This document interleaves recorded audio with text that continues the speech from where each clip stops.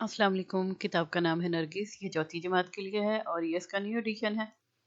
इसमें जो आज हम कर रहे हैं वो सबक नंबर 20 है और इसका टाइटल है जल कुक्कड़।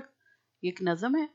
मुझको तो सारे मौसम लगते हैं यूं ही गड़बड़, जाड़ा बहार गर्मी बरसात और पतझड़, जाड़े में दिल हमारा गर्मी की लू को तरसा, गर्मी में याद आया बरसात का पसीना, बरसात में न पाया वो प्यास का भड़कना, गुजरी बहार यूं ही देखा न जर्द पत्ता, पतझड़ में सिर्फ शाखें पत्तों का जिक्र ही क्या, 12 महीने यारो मैं हसरतों का मारा, इस रुत में भी रौनक था इस रुत में भी उदासा, मुझको तो सारे मौसम लगते हैं यूं ही गड़बड़, जाड़ा बहार गर्मी बरसात और पतझड़, जाड़े में रोकते हैं चश्मे पे मत नहाओ, चश्मे पे मत नहाओ, गर्मी में टोकते हैं इतनी न धूप खाओ, बरसात में हदायत देखो न भीग जाओ, आफत बहार में हो गर फूट तोड़ लाओ, पतझड़ में डांटते हैं आमों को भूल जाओ, काम इनका है सताना और मैं हूँ जल कुक्कड़, मुझको तो सारे मौसम लगते हैं यूं ही गड़बड़, जाड़ा बहार गर्मी बरसात और पतझड़।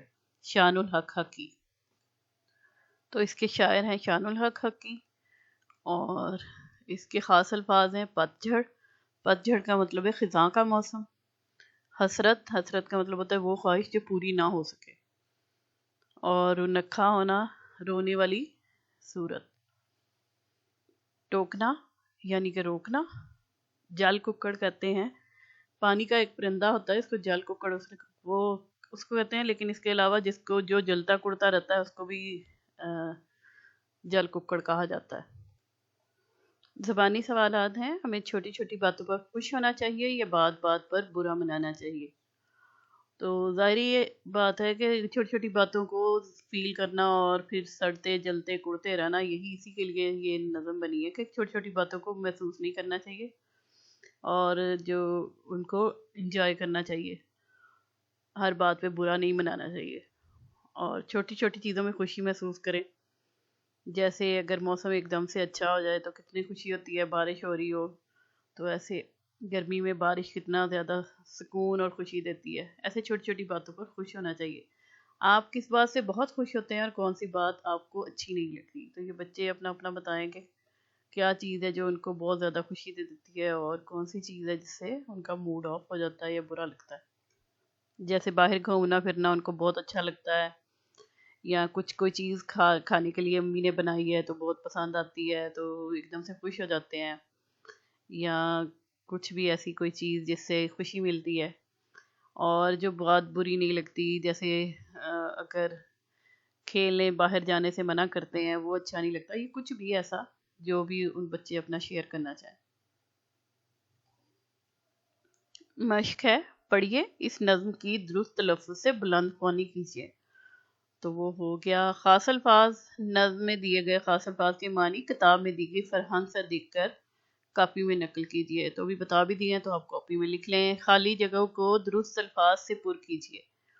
तो खाली अल्फाज, खाली जगहों पे, जाड़े में दिल हमारा गर्मी की लू को तरसा, तो यहाँ पे गर्मी की लू को तरसा।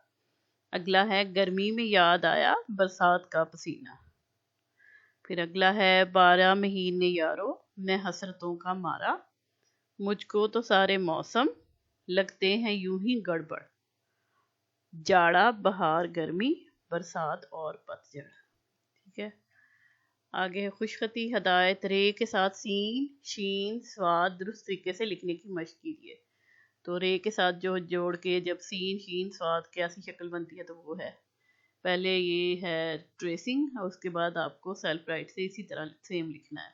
सर शार सर सर्दी, शरारा सराही। आगे है सवाल जवाब। सवालों के जवाब अपनी कॉपी में लिखिए। इस नज़म के शायर का नाम क्या है? तो इस नज़म के शायर का नाम है शानुल हक हकी। सवाल नंबर 2 है, इस नज़म के मरकजी किरदार का मिजाज कैसा है? खुश मिजाज, हंसमुख, बद मिजाज, चिड़चिड़ा। तो इस नज़म के किरदार का मिजाज चिड़चिड़ा है। तीसरा सवाल है, ये किरदार जाड़े में किस चीज़ को तरसता है और गर्मी में उसे क्या याद आता है? तो ये किरदार जाड़े में गर्मी की लू को तरसता है और उसे गर्मी में बरसात का महीना याद आता है। اگلا سوال ہے، آپ کے خیال میں اس نظم کے دوسرے حصے میں کی گئی روک ٹوک کن لوگوں نے کی ہوگی؟ تو اس کا جواب یہ ہے کہ یہ روک ٹوک کس کے بڑوں نے کی ہوگی؟ گرمی میں لو لگ جانے کے ڈر سے دھوپ کھانے سے روکتے ہیں، جاڑے میں ٹھنڈ لگنے کی وجہ سے چشمے پر نہیں جانے دیتے، اور برسات میں بخار ہونے کی وجہ سے بخار نہ ہو جائے اس کی وجہ سے بھیگنے سے منع کیا جاتا ہے۔ اگلا سوال ہے، تو مختلف موسموں یا حالات کے بارے میں اس طرح کا رویہ آپ کے خیال میں کیسا ہے؟ اپنے جواب کی وجہ بھی لکھیے۔ تو یہاں پہ اس کا جواب یہ ہوگا کہ مختلف موسموں پہ یا حالات پہ اس طرح کا رویہ اس وجہ سے ہے کہ وہ ناشکری کر رہا ہے۔ جو کردار ہے وہ ہر موسم کی اپنی ایک افادیت اور فائدہ ہوتا ہے۔ گرمی جو ہے وہ بھی کسی نہ کسی ریزن سے فائدے کے لیے ہوتی ہے، سردی بھی، اور اس میں بہت سارے پھل پھول اور خوبصورتی، ہر موسم کی اپنی ایک خوبصورتی ہوتی ہے۔ اگلا ہے تیسرا سوال، دیے گئے الفاظ کو اپنے جملوں میں استعمال کیجیے۔ سب سے پہلے ہے گڑبڑ، تو اس کا آپ لکھ لیں، جب سے ہوٹل کا کھانا کھایا ہے پیٹ میں گڑبڑ سی ہو رہی ہے۔ یاد، بچپن کے دن مجھے آج بھی یاد ہے۔ اور ذکر،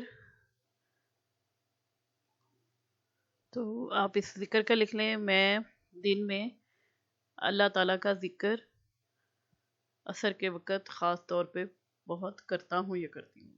پھول، گلاب کا پھول پھولوں کا بادشاہ کہلاتا ہے۔ دھوپ بہت فائدہ مند ہوتی ہے، اس میں بیٹھنے سے وٹامن ڈی کی کمی پوری ہو جاتی ہے۔ خزاں کے موسم میں پتے پیلے ہو کر جھڑنے لگتے ہیں، یا موسم بہار میں بہت سارے نئے پتے اور پھول کھلتے ہیں۔ آگے ہے قواعد، مترادف الفاظ، ان الفاظ کے مترادف الفاظ لکھیے۔ پتجھڑ کا مترادف ہے خزاں۔ لو کا مطلب ہے گرم ہوا، تو بالکل ویسا ہی جو مطلب اس کا سیم مطلب ہو تو اس طرح مترادف الفاظ ہوتے ہیں، تو لو یعنی گرم ہوا۔ سردی مطلب جاڑا، برسات مطلب بارشوں کے دن، زرد پیلا، اداس پریشان یا ناراض، رت موسم، آفت مصیبت۔ حروف